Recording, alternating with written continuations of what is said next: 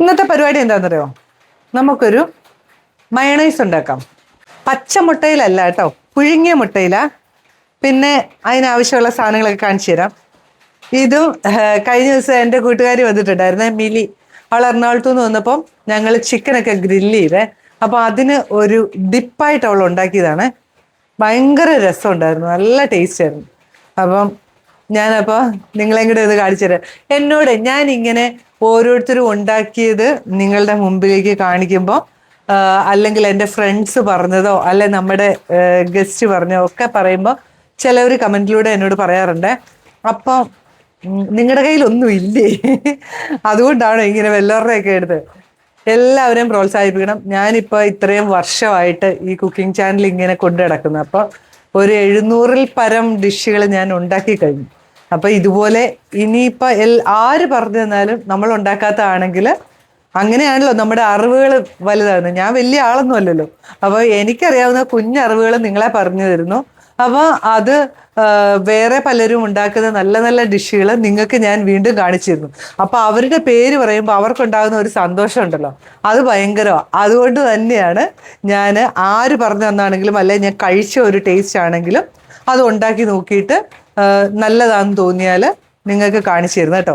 അതുപോലെ തന്നെ ഇതെൻ്റെ ക്ലോസ് ഫ്രണ്ടാണ്, ഫ്ലവേഴ്സ് മുതലുള്ള എൻ്റെ കൂട്ടുകാരിയാണ് മിലി പറഞ്ഞു തന്ന ഒരു റെസിപ്പിയാണ്.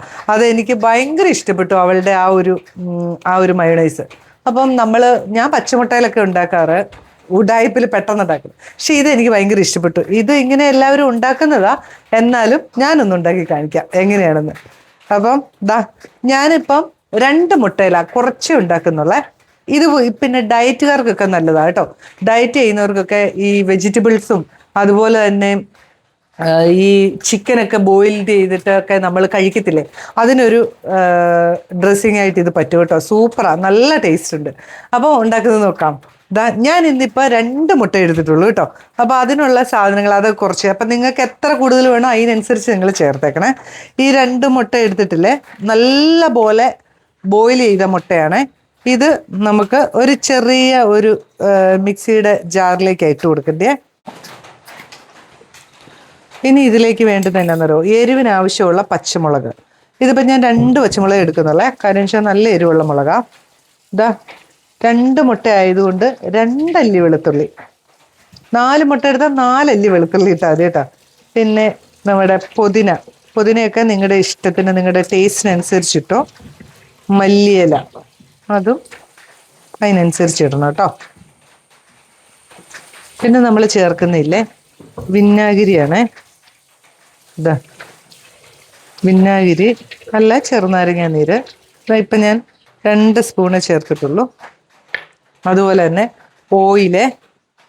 ഓയിൽ നമുക്ക് ഇങ്ങനെ 2 സ്പൂൺ ചേർത്താൽ മതി. 2-3 സ്പൂൺ ഇരുന്നോട്ടെ. വേണമെങ്കിൽ ഒന്ന് ലൂസാക്കണമെങ്കിൽ കുറച്ചും കൂടെ നമുക്ക് അരച്ച് നോക്കിയിട്ട് മതി. ഒരു പിഞ്ചുപ്പ്, പാകത്തിന് ഉപ്പ്, അതും കൂടെ ചേർത്തു നന്നായിട്ടൊന്ന് അടിച്ചെടുത്തുകൊണ്ട് വരാം കേട്ടോ. നമ്മുടെ മയോണൈസ് ഇവിടെ റെഡി ആയിട്ടുണ്ട് കേട്ടോ. ഞാൻ ഇച്ചിരി ലൂസാക്കി എടുത്തേ. ഇതെന്നാന്നറിയോ, നിങ്ങൾക്ക് അതിനനുസരിച്ച് ടൈറ്റ് ആകണമെങ്കിൽ നിങ്ങൾ എണ്ണ ഇച്ചിരി കൂടെ ചേർത്തിട്ട് ഒന്ന് സെറ്റാക്കി എടുക്കണം കേട്ടോ.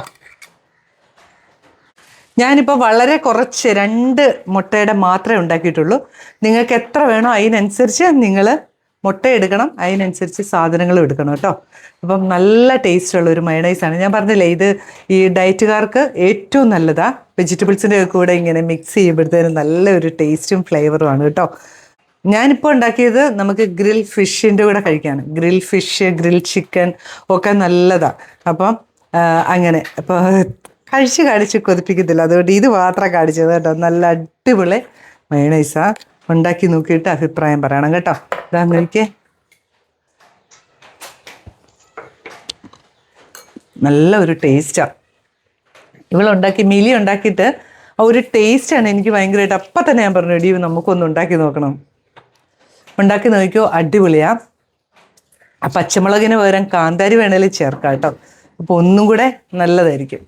അപ്പം ഉണ്ടാക്കി നോക്കിയിട്ട് അഭിപ്രായം പറയണേ. പുതിയൊരു വീഡിയോ ആയിട്ട് ഞാൻ വരുന്നതായിരിക്കും. ബൈ.